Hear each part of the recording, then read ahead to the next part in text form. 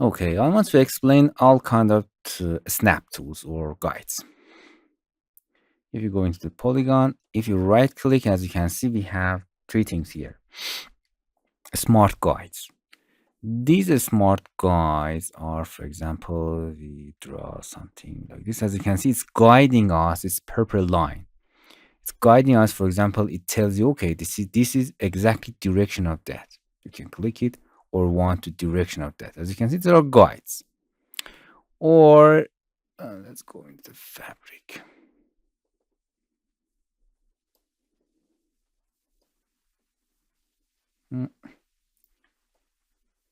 Better fabric.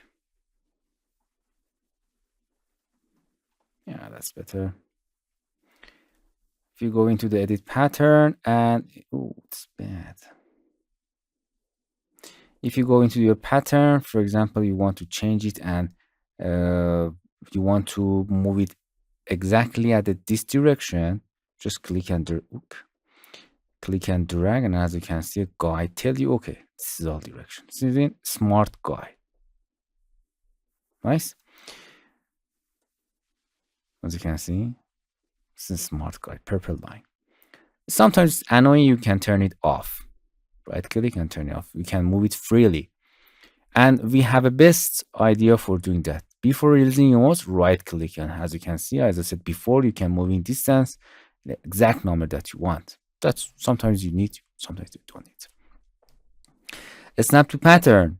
Snap to pattern means if you want to create another polygon here, as you can see, it's automatically snap the body of other pattern. Nice. Also, if you go into the edit pattern, it's snapping the body. If you want, you can turn it on or off. Another thing is a snap to grid that I explained before in a previous lesson, and you can snap it to grids.